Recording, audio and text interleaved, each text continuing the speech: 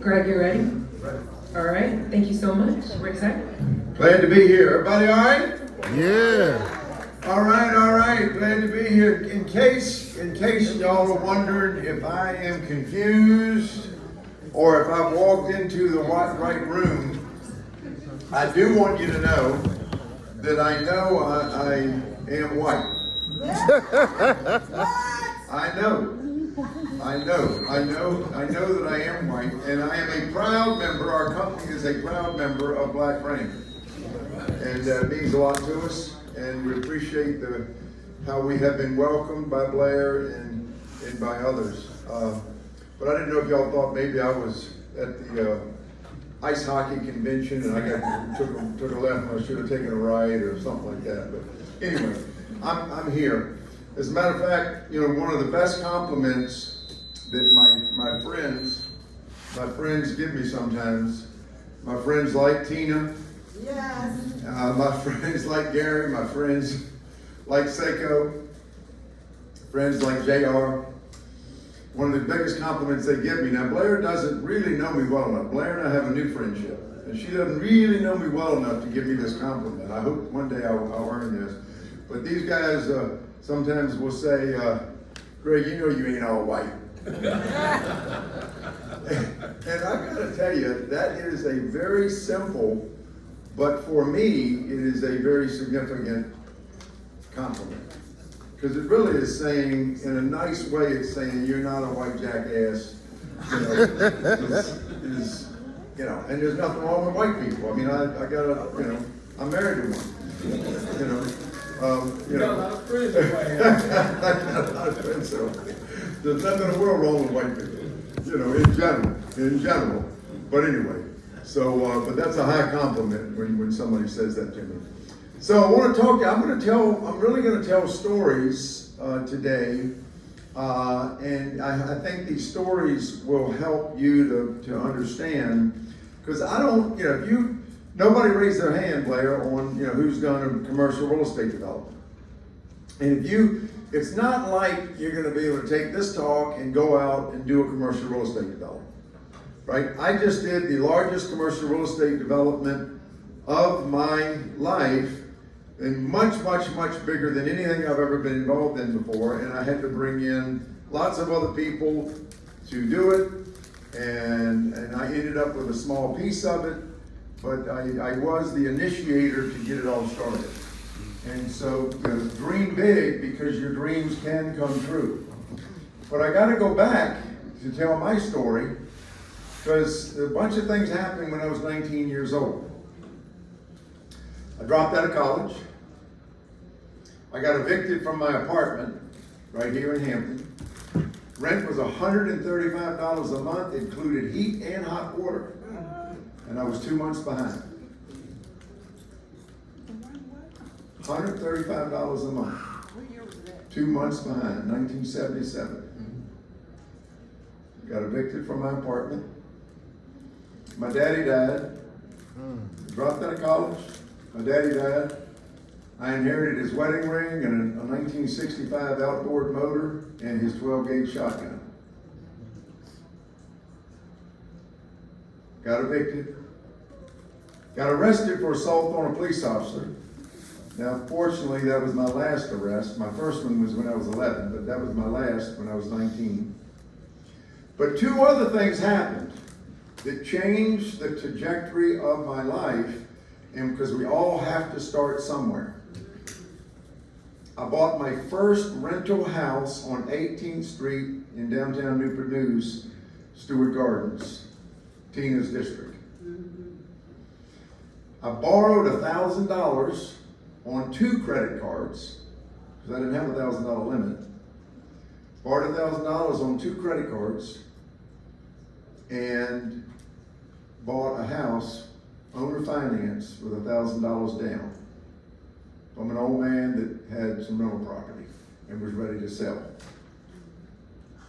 And I got my real estate license. So how many of you in the room have their real estate license? Let me see you show of hands. Okay. So for me, it's not that to be a real estate developer or to be a real estate person or to make money in real estate, you do not have to have your real estate license. But for me, it was my pathway forward.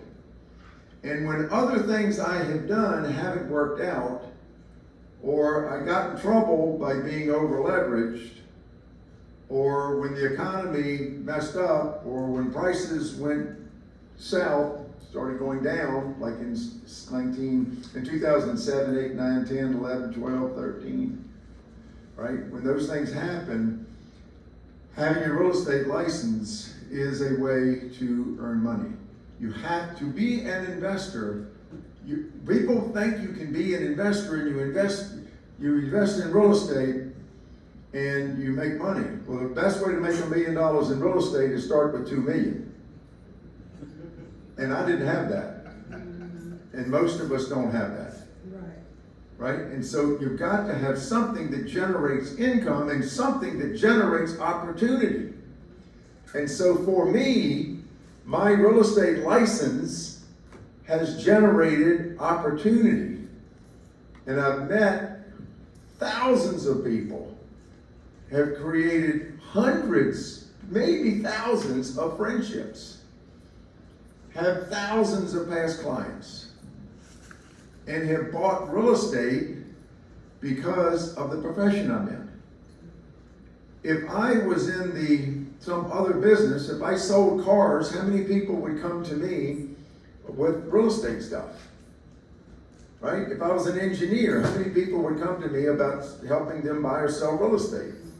So I'm in a position where I've sold people houses that they couldn't keep, and for whatever reason, they're getting transferred, they're getting divorced, they have a setback, they have a medical problem, something's going, they get advanced, they have triplets, and they bought a 2-bedroom, and they have to resell that house. Well, as a real estate broker, I help them buy the house, I help them sell the house, but it also is putting me in a position to fairly purchase houses.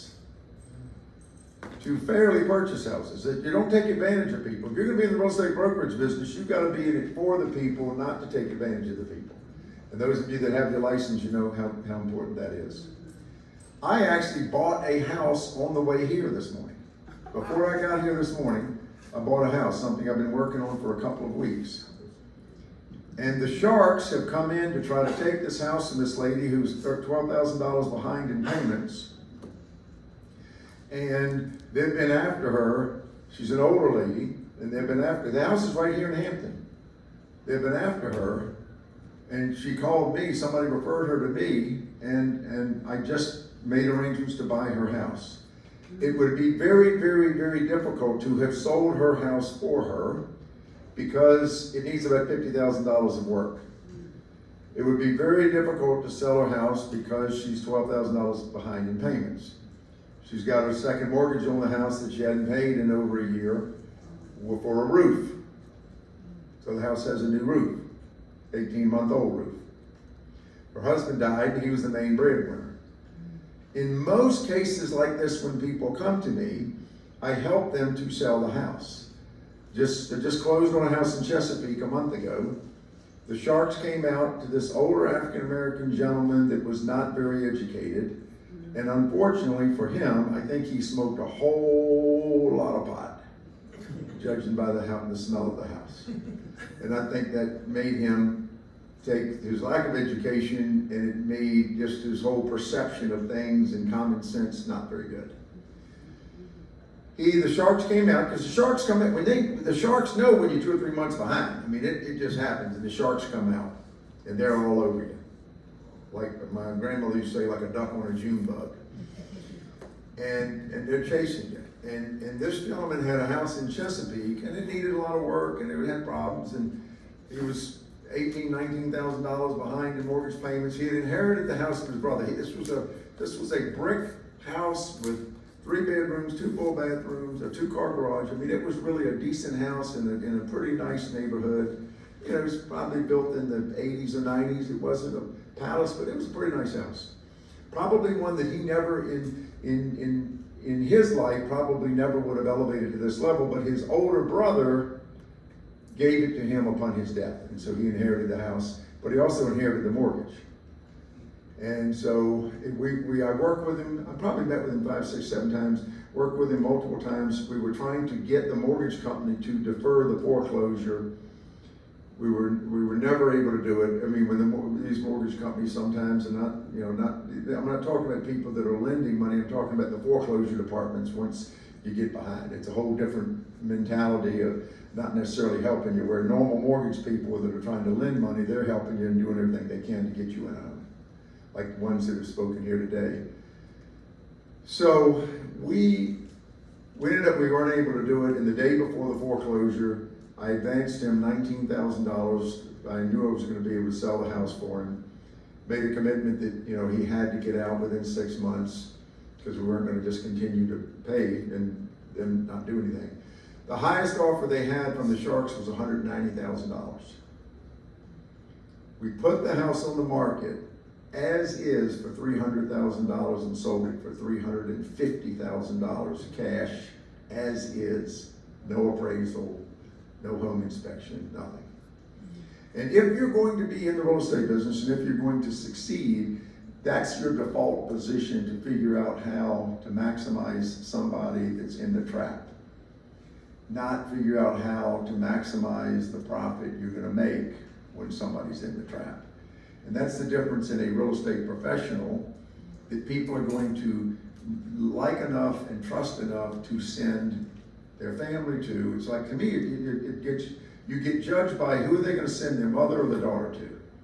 If you're a person that becomes the person that people will send their mother and daughter to, you're good. And so, but at the same time, the real estate business does give you opportunities like I had this morning. Guess what the interest rate is of the house that I bought this morning, and I'm going to be taking over the mortgage. It's called a land contract, a contract for deed. Guess what the interest rate is? 5. 3? You said 12? 7. 7? 4.3. 4.3, that's very specific. I made a transaction this morning to buy this house from the lady. We're taking over a 2.25% mortgage. 2.25% mortgage. So because of that mortgage, I was even more generous with her and gave her more than, nobody would have given her hardly anything because the house is in such bad shape and when the Sharks come out. But she has to move quickly and everything has to happen right away. And there's messiness. And part of what you have to do to be a real estate investor is deal with the messiness. There's this lien that you hadn't paid in 18 months with the roofing company.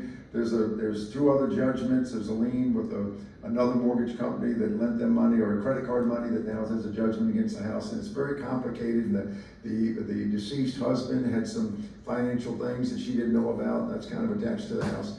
So, but for me, one of the things that I have done, and more so in the last 5 years, because of things that have happened that have changed in the credit world that can benefit everybody in this room, is judgments fall off faster than they ever have.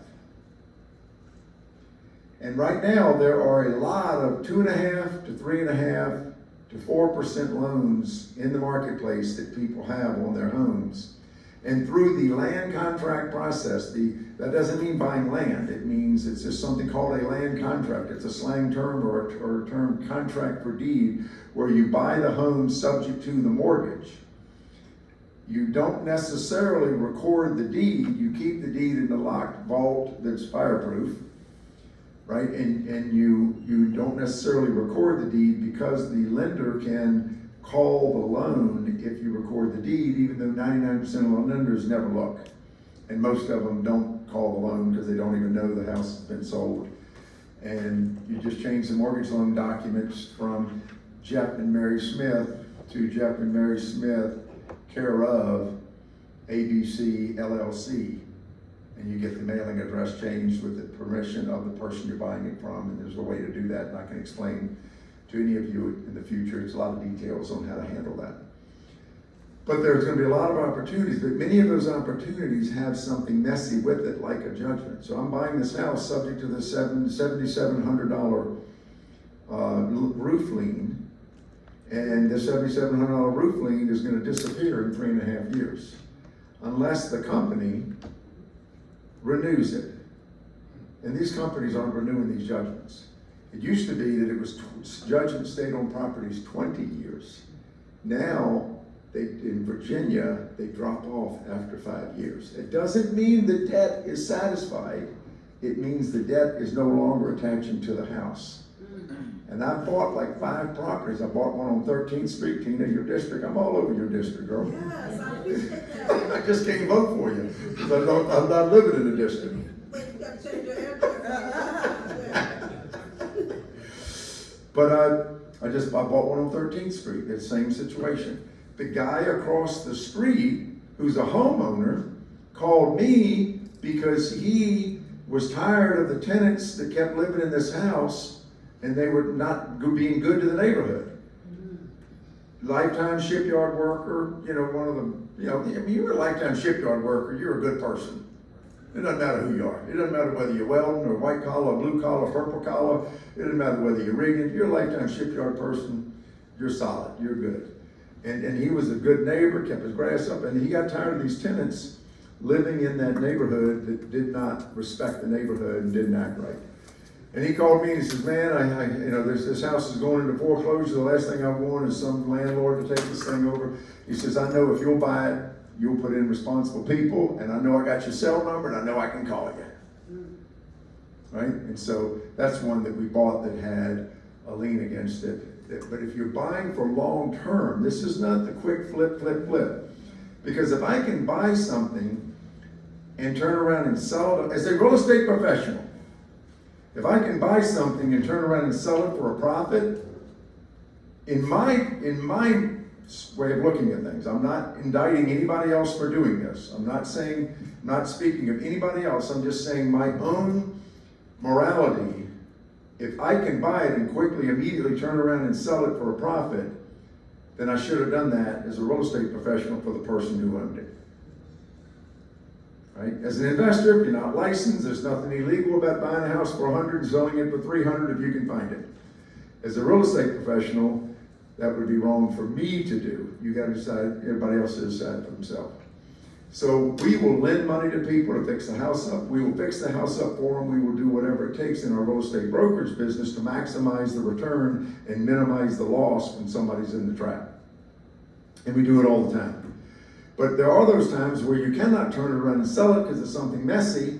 I've got one in Hampton on O'Keefe that we're getting ready to turn into a short-term rental. By the way, Tina, in Hampton, short-term rentals are legal. I knew you were gonna get me on that. I knew it. But Tina voted the right way. She lost. She was in the minority with 3 to 4 votes that turned down short-term rentals, non-owner-occupied short-term rentals in Newport News. And I'm sure Tina's gonna bring this back up, and because we got a new city council and get this straight and get Newport News, people in Newport News have the opportunity to take advantage of short-term rentals, which is one of the best ways to buy real estate. Yeah. Okay? And I think Tina will help us with that. Thanks for the pressure. Yeah.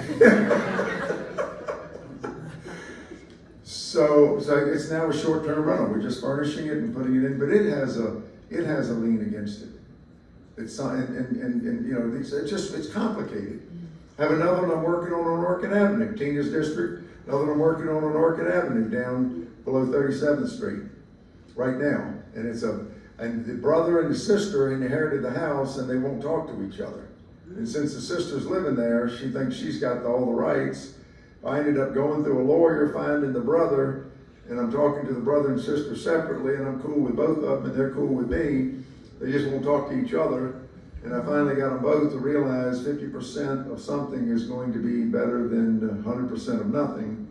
And now I have them into an agreement, and I'm going to figure out what to do. And now I got to figure out how messy it is with the other situations. Like the 13th Street, one of the people that inherited the house on 13th Street that I talked about, they were disabled, mentally disabled, and they inherited the house, but it was their caretaker had authority to sell the property, but if they would have taken money, they would have lost their $2,000 a month in permanent disability. So they couldn't sell it for money. And they couldn't give up this lien this other lien stayed on the property, so it gets messy. But the way things have changed, messy doesn't last as long. And if you're going to, what I'm suggesting is you look at investment property, and again, I'm going to get to commercial later, but you got to start with individual rental properties to get to the commercial properties. Remember, I started with a house for $14,000 on 18th Street. Right? That's where I started. I was proud of that house. Then I bought a house for $20,500 on Claremont Avenue in Hampton. And there was this dumb rule that said you couldn't rebuild the house because of a zoning violation because there was a house behind the house. So I got my construction crew to take a chainsaw and cut the house in half, which somehow was legal. We rebuilt the half of the house that we cut off, and then now we had a whole house again, so we cut the other half off and we built that. And so now I still have two houses on Claremont Avenue, 52 Claremont Avenue in Hampton. You ride by today, you got a house in the front, a house in the back. But the house in the back was all rotted out because they built it on the ground. So some of these cities will have some dumb rules. Yeah. But anyway, not Tina. But it is messy.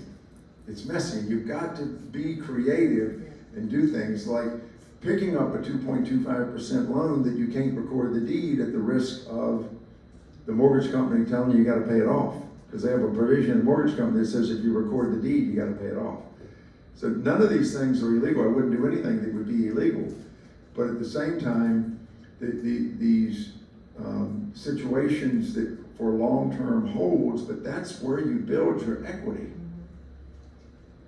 I mean, you cannot imagine homes that I bought for $20,000 that I then sold for $100,000. That's a great profit, but I wish I hadn't sold it because now it's worth $275,000. So buy and hold is so much better than buying and flipping. Plus, it's a moral thing to do. Because if you can buy it for 100 and sell it for 150, why didn't you do that for the people? Why'd you do that for yourself? Especially if you're a real estate professional. And so one of the things that everybody in this room is going to have an opportunity to do, and most of you longer than I do, I've got 37 years left, the way I calculate it, and a lot of you have 50, 60, 70 years left. You buy a house with a 3.5% mortgage, right out of the gate, you're paying about half principal. That house is going to get paid for. You think 30 years is forever? I've been doing 47 years and got 37 years left, I believe, to do it. So think about what can be done over 10 or 20 years. Buying and holding. Again, we'll get to the commercial side because I've done that too. But the residential piece is how you begin to build your portfolio, your net worth, for the bank to look at you and say, yes, I will go with you on that. You sell a couple of houses off, you buy 5 houses, you buy 10 houses, you buy 20 houses. Sell a couple of houses off, you've got a down payment for a building. Yes, Tina? But Greg, can you go back to, you mentioned the house that had the roof with the lien on it? Yes. Can you go back to, I've never heard that before, what they built the roof and so because they owe. The one that was 2.25%? Yeah. Yeah, they borrowed the money to put the roof on, and now they have a second mortgage. So they have a first mortgage that they're $12,000 behind on, and they have a second mortgage that's $8,000 that they have a balance on. And so I'm assuming the first mortgage and the second mortgage for that roof. But what I'm getting, but I'm being fair with her in terms of how much I'm paying her to get restarted in life. But what I'm getting is a house, even though I got to put $50,000 into it, I'm getting a house with a 2.25% interest. This is an 1,800 square foot house with 2.5 baths and a garage in a nice neighborhood in Hampton. The payment is $1,202 a month. It'll rent for $2,000.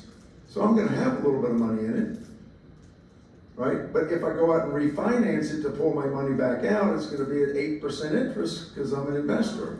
But I'm picking up that 2.25%. So, I mean, every situation is different, but there's opportunity out there. There's opportunity out there. So let me tell you how I bought my commercial building. Now, it's a pretty decent sized building. It's 40,000 square feet, right? So that's like, I mean, it's like the size of that, 12 or 15 houses in Oyster Point Park. Well, I didn't have $800,000 for a down payment on a like at the time, like a $3.5 million building. I think it was like $3 million building. I didn't have the down payment for that, and I'd been renting, my real estate brokerage, Garret Realty Partners, had been renting other buildings, and man, I hated renting. Right, I'm a landlord renting single family houses to people, and I love them paying the rent and me getting the houses paid off, but I hate being a tenant. And so we went to this building, it had 40,000 square feet, they had a 10,000 square foot space they were trying to rent. So let me tell you what I told them. The real estate at that time, this was 25 years ago maybe, when I bought that, when I rented this 10,000 square foot in a 40,000 square foot building. But here's what I said, and I had to, because I had an office, I did not have to move, but I told the landlord, in a market that commercial real estate was not appreciating, I told the landlord, I said, if you rent me this space, I'll rent it for what you're asking for. I won't try to negotiate. I'll rent it for what you're asking for. And I'll do it on a 5-year lease if you'll give me two things. A 5-year option, so I can be here at least 10 years, because I don't want to move around. Or a 5-year option to rent, right, for the second set of 5 years, so I knew that I could be there 10 years if the business was going to continue to succeed. But the other thing I said is, I'll only rent this 10,000 square foot space from you if you give me the option to buy the building if I can buy it in 5 years for today's value. Now he's thinking, he ain't gonna come up with this. And he's thinking, property's not really appreciating. Probably won't appreciate that much, so I'm not giving up much by giving up, not accepting, in other words, capping the value for the next 5 years at today's value. We kind of agreed on what it was worth. I think it was like $3 million. We kind of agreed on what it was worth. 5 years later, it wasn't worth $3 million anymore. It was worth 3.5. And because I was the occupant, because I was renting it, a bank treated the $500,000 in equity as down payment. Not every bank's going to do that, but it was my bank that I had deposits with, had escrow accounts with, we had a good relationship, I always paid on time, and all I needed to raise was $200,000 to buy a $3.5 million building for $3 million. Fast forward 3 years ago, I refinanced that building on a 10-year, 3.5 years ago. I refinanced that building on a 10-year loan at 3% interest. So I have a 40,000 square foot building, and I'm not saying this to brag, I'm saying this to tell you, you can too. I'm the guy that got arrested at 19 and evicted, and inherited a shotgun that I never used to point at anybody, but that's what I was. And I just bought one house in Stewart Gardens for $14,000 on 18th Street with $1,000 down payment that I borrowed. So I'm not that special. Got 1 year of college. And so in 6.5 years, that 40,000 square foot building is paid for. The payment on that, now the rent is more than this. We have a positive cash flow. But the payment on that building is $25,000 a month. Sounds like a lot. We have tenants that are paying that. So the space that we occupy for the real estate company is kind of sort of free. Because we have other tenants in there that are paying that. But guess what? That $25,000 mortgage payment, $3,500 is interest. So So it's like putting $21,500 in the bank every month. And in 6.5 years, that $25,000 payment a month goes away. And instead of the rents being $32,000, the rents will probably be $36,000 or $7,000, and the building will be paid for. I'll still give Newport News the $100,000 a year, and that's the $50,000 a year in real estate taxes, right? Still have insurance, still have maintenance. It's gonna need a roof for $200,000 at some point. But, $35,000 a month adds up. And again, it's not like I'm standing before you and saying, here's what rich real estate guys do. No, this is what 19-year-olds do that have no money, that borrow on 2 credit cards to go buy a house. That's what I'm talking about. That's who I am. You might think I'm 67 years old, but I'm a 19-year-old guy that didn't have $1,000 to buy a house on 18th Street in Stewart Gardens in Tina's district. Tina was 2 at the time, or something like that. Right? And so this is what is possible, and what is possible here now is something that's more possible than ever, because we are going to have the next 20 years for Hampton Roads is going to be explosive cultural and financial growth and opportunity. Mark my words. The next 20 years will be the greatest 20 years for our region for cultural and economic opportunity than it's ever had in its 400+ year history. And it's going to affect everybody.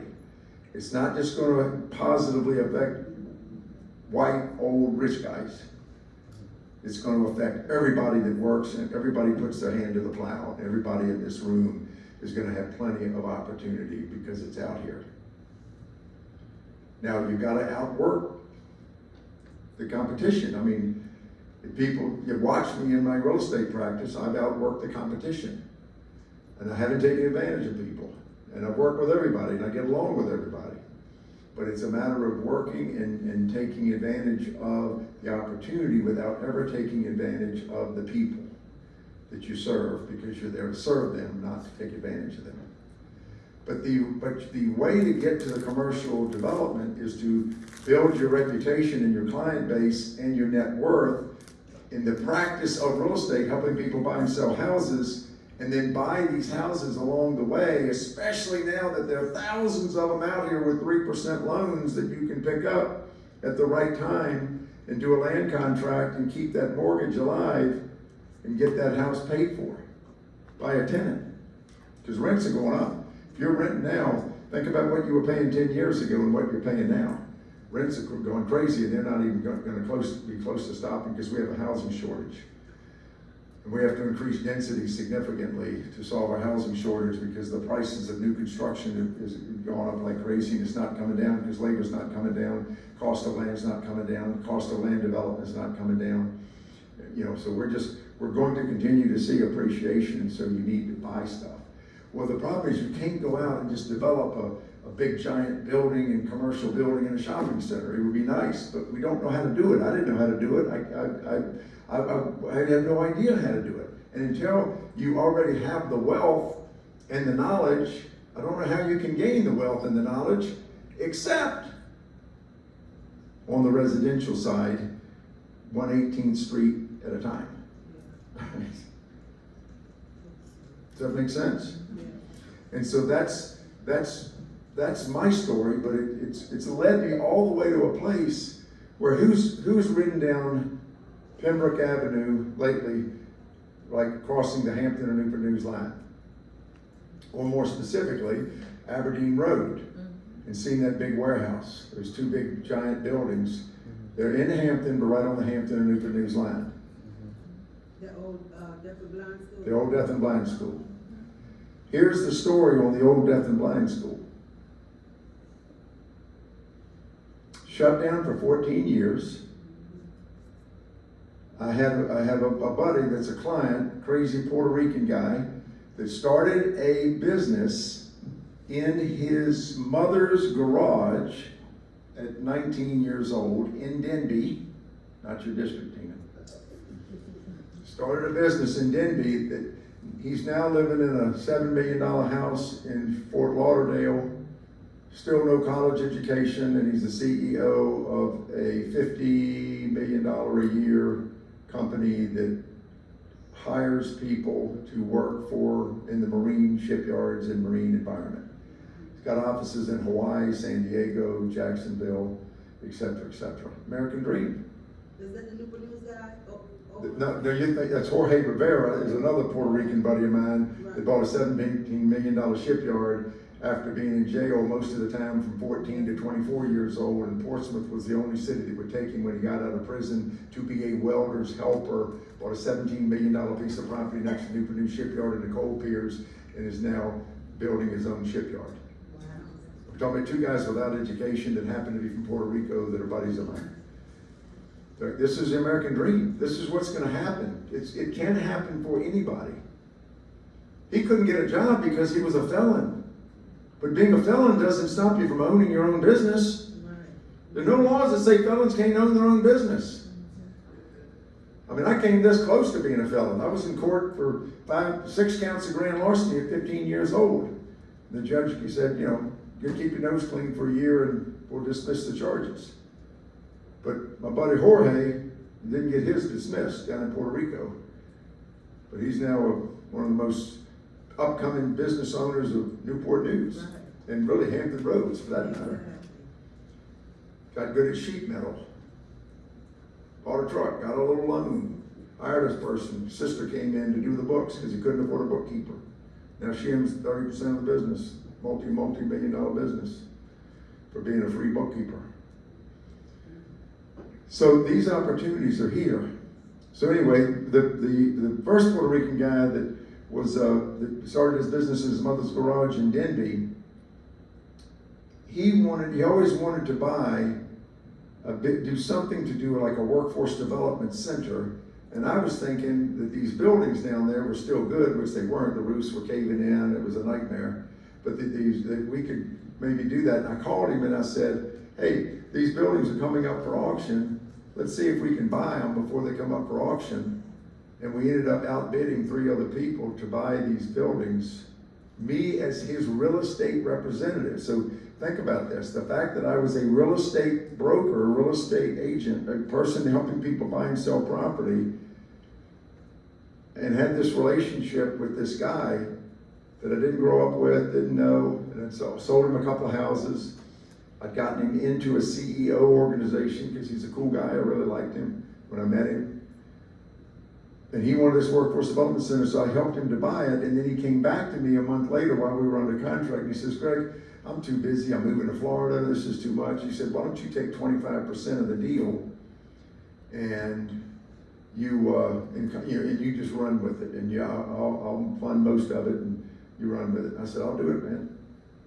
Came back a month later and says, man, I've just got too much going on. I'm working on buying another business and my percentage is going to decrease, but the business is going to go from 20 million to 30 million and da-da-da-da-da. Why don't you take half of it? And I said, okay. Came back a month later and says, man, I've just got too much going on. I need to kill the deal. I can't do it anymore. He said, if you want it, you go ahead and do it. I called some other investors, got some investors to buy in with me, and we bought 20 acres of the 60 acres. 20 acres of the 60 acres. But it was the acreage against Aberdeen Road, and the city of Hampton had already put in their comprehensive plan that they wanted to turn this property into an industrial park. The city of Hampton had 40 more acres. The only way to get to the 40 acres of the city of Hampton without going through neighborhoods is to go through our 20 acres. So it's what I call the keystone piece. Because it had to be, if you didn't have the 20 acres, the 40 acres were not going to do any good, and nobody would ever approve a development where you got to go through a residential neighborhood. But when you come off of Aberdeen Road, going towards Buxton Hospital or whatever it's called now, Riverside Rehab or whatever it is down there where I was born, on Chesapeake Avenue in Newport News, that hospital where it was, I don't know where. It's pyramid for drug and alcohol. Oh, okay, now it is. Mm-hmm. So, but when you get off the interstate in a truck, you don't pass a single business or house for the new entrance off of Aberdeen Road that VDOT let us go into that property. And we have 840,000 square feet. But it started with me calling a guy that had a dream that didn't come to fruition and putting the property under contract. And then life changed, and I kept getting more and more excited about this, and it got some other people involved as investors. So it ended up being a $125 million project, which I didn't have the ability to do, and I didn't have the expertise to do, I didn't have the knowledge to do, but I found a company that did, with $500 million in the bank. And that's when the city of Hampton gave us the option on the other 40 acres, because I had a new partner, so my percentage decreased significantly, but I'm still the catalyst for it. Getting it started, and a partner with this company from St. Louis, and it's the most beautiful warehouse facility you can imagine. And with all this, you know, whether you like the tariffs or don't like the tariffs, when I'm watching the news last night, seeing all the tariffs and all the things and all the craziness going on, there's one thing that I'm thinking. I'm not thinking about, is it fair? I'm not thinking about, you know, I mean, I don't have any control whether we do tariffs or don't do tariffs. That's not in my bailiwick, right? I have nothing to do with it. I have no influence. It's not like I can call, you know, the president and say, hey, this is a great idea, or this is a stupid idea, or this is gonna hurt people, this is gonna help people, right? All I'm thinking is, wow, what I keep hearing loud and clear is, if these companies don't want tariffs, come over here and hire our people and put the jobs here. We got 840,000 square foot of warehouses, and somebody's gonna want those. And we'll hire hopefully 300 or 400 people, give 300 or 400 people jobs in that area. So again, I'm not speaking pro-tariff, I'm just speaking about how events can help. Because we got 2 buildings completely built down there, that I believe somebody's gonna come here and occupy, because we need to build our own chips, right? I mean, it doesn't make sense that China's gonna take over Taiwan and Taiwan's building 98% of the chips. That doesn't make any sense. I mean, nobody in this room thinks China is trustworthy. I mean, you know, it's not like you gotta support some of the things. It's just some of these things make sense. A lot of them are crazy, it seems like to me, but that makes sense that we need to build chips here, right? It makes sense that we need to build our own medicines here, right? If I needed insulin, I'd really like to think it was being made in Cincinnati or Atlanta or Richmond or Hampton, instead of some country that I can't pronounce, right? And then it has to be shipped here or flown here, and whatever can interrupt all that.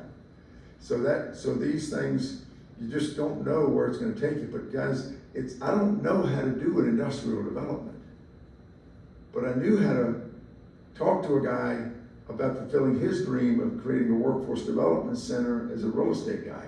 For me, as a real estate guy, to somebody who had a thriving business. And then I had the courage to continue and keep going when he wanted to stop, and bring in new investors and a new mindset of what it really could be, as I got deeper involved with the city of Hampton and really realized how serious they were about turning it into an industrial park. Yes, Claire? So I have a similar vision for Black brands when I'm hanging out in recession, right? And I was thinking about what you said, whether it's nonprofit, it makes sense for our. Y'all can hear me. No, I'm thinking about what you said, whether it makes sense for us as a nonprofit to have our first real foray into real estate be residential, when that doesn't really get at our mission, right? My goal is a mixed use property. I want some affordable housing. I want some, some retail and marketplace and all the wonderful things. It's a big project. In your estimation, do we still need to start with residential? I mean, that's a very vulnerable and very good question. So, I don't know what Black Brands 18th Street is. I don't know what Black Brands Claremont Avenue is. There's a little neighborhood down in Buckrow in Hampton, there's Shelton Road, and there's a neighborhood called Fordham. There's 650 square foot houses And the biggest bedroom is 9 by 9.5, and it's only 2 of them. Right? I owned about 6 of those at one time. You know, so the one thing I know that Black Brand and anybody in this room can do is to get to a place where you can buy your first home. That's what I'm sure of. If you don't already own your first home, everybody in this room can get to the place where you buy your first home. And one of the things I advocate is when you buy your first home to live in. Because it's a lot easier to get an owner-occupied loan, and you can get grants for an owner-occupied loan, you get low down payment for an owner-occupied loan, which doesn't necessarily apply to what you're saying. But everybody can get to their first home, but when you buy your first home, don't be thinking about how cool it is, how wonderful it is. The only thing you should be thinking, 2 things. Can I live here? Will my spouse be willing to live here? You know, will my mother not even come to visit me here? Right? I mean, but can I live here? And will it be a good rental property? Because your first home, your second home, your third home, you should not be thinking about the white picket fence, and you'll be there for 20 years and leave it to Beaver and, you know, the Cleavers, right? We're not the Cleavers anymore. You're buying your rental house, but it's pretending to, not pretending to be your owner-occupied house, because you're going to owner-occupy it. You have to legitimately owner-occupy it. But I mean, even 10 years ago, I found myself, I woke up one morning and realized I wasn't married anymore after 35 years. And I was single for 9 years. I bought 5 owner-occupied homes during that time. You know, 50, 60-year-old female spouses don't like to move as frequently as I am willing to move, because I don't really care. If I got a sleeping bag or a couple of, you know, cotton blankets, and I can take a shower in the morning, I'm cool, right? But you know, a lot of you ladies are a little different than that. And so I bought 5 owner-occupied homes. I bought it, I lived in it for a few months or a year and a half, bought another one. Guess what? I still have those. I added to my rental portfolio. And so when you're buying an owner-occupied home, that's what you're doing. So you can, not only have you already done that, many of you have already done that, you probably want second home, third home, fourth home, fifth home, but you also can get your first rental home. But the way to get your first rental home is do it owner-occupied. So what Blair's asking, it's more difficult because it's a business, it's a nonprofit. You know, you don't have a portfolio. Nonprofits don't have assets, right? Like I started a nonprofit 25 years ago. It's a tenant still, right? It's called Orphan Helpers. It's now called Counteract. We work with incarcerated kids down in El Salvador, Honduras, and Guatemala. And we've never built up any wealth. So for a nonprofit, it's more difficult. But I believe them, because we work down there in those countries, right? It's different.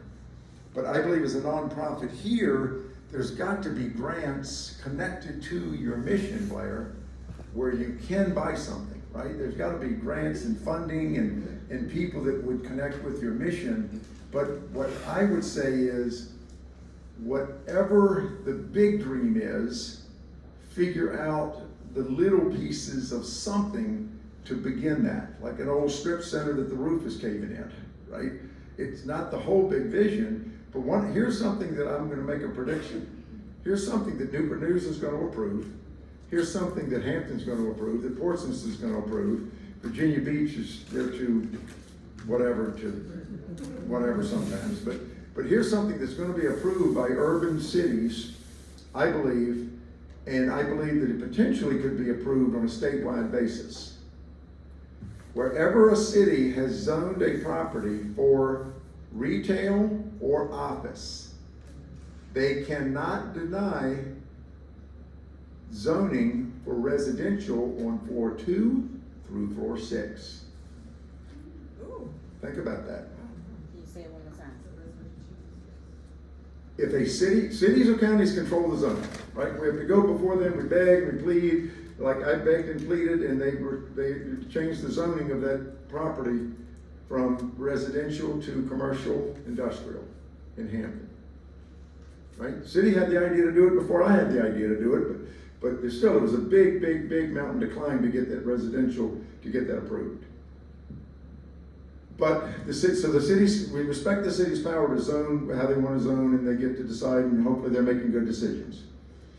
But I believe that we're going to see legislation passed to solve our housing shortage to wherever the city has zoned properties for commercial or office on the ground, the dirt. They don't zone the buildings, they zone the dirt. So wherever the dirt is zoned for office or commercial, strip centers, office building, dentist office, whatever, that same city cannot deny the second, third, fourth, fifth, sixth floors from being residential. So if you can buy the strip center, and then together we lobby the cities, and we get the progressive people that actually realize this housing crisis is real, and we can't have half-acre lots. Everybody can't have a half-acre lot and be the Cleavers and have the picket fence. It's not going to work because we don't have enough land to do it. Then that's getting your foothold on that ruddy-duddy strip center, right? And maybe even in the worst part of town, because the worst part of town is where the properties can be bought inexpensively, where then you do the redevelopment and it becomes the coolest part of town. And you look at Philadelphia, you look at New York, you look at Cincinnati, you look at cities all over the country. We just haven't seen it here we haven't had the mindset of we can turn East End into something cool. We can turn, torn up Phoebus into something cool, but it's starting to happen. Downtown it's starting to happen, and Phoebus is starting to happen. It's really good. Yeah, it's starting to happen. And so that's the kind of thing is in terms of a beginning step. But are you talking about for Blair? Yes. Like on, over there on Washington Avenue, where the Liberty shops, things like that? Yeah, get one of the places that has potential for redevelopment, especially if you can find an old owner. Find an old owner that is in the 70s and 80s that believes in the mission, that might work with you on owner financing to begin the equity journey of being an owner. Right? Because they're just, the old guy that sold 18th Street to me was just an old lawyer that I didn't know. It's this old white-haired guy that he just was starting to unload rental property because he thought it was okay. But there are people that own these properties that don't know how to manage them, they're half rented or not rented, the people don't pay. And like if you come in there with a plan, they don't necessarily need a big down payment, you don't necessarily need bank financing, and then once you own it, you begin the process of figuring out what are you going to do with it to turn it into revenue generating income. And then the big dream of the mixed use, but it's just got to start somewhere that's messy, it's dirty, it's smelly, right? It's rough around the edges, it's got an old grandma judgment against it or something, right? Because that's the kind of stuff you can buy when things are messy and dirty. I don't know if my time is out, but I'll take questions if it's not. It's out. Hey, join me in a round of applause for Mr. Greg Garrett. Thank you so much for being willing to share your story. Was that helpful? Yeah. I want to introduce 3 people super quick. Okay, who wants to introduce 3 people super quick? Stand up in the back. This is Shayla Kroom on the left in the black dress. Shayla is the queen of our mortgage company, Garret Mortgage, and she does a great job for us. And then we have Irene Gray Green in the middle in the red. Right, and she's with Garret Realty Partners and is a real estate agent and beginning her journey, not just beginning, but in the early stages of her journey. And LaShondra Johnson in the Leopard, and she's one of our real estate agents, and she'll actually be with me in a State of the City message at Norfolk tomorrow. So just I'd love for y'all to introduce yourself to them. And they didn't know anything about Black Brand, and they didn't know I was black. I mean, You didn't know you were black. Thank you so much, Greg. We have a gift for you. Really appreciate your participation. Appreciate you being a member of Black Brand. Tell your friends we are friendly and welcoming to those that are willing to share information, right? That's a huge part. So thank you again for all you do in this community.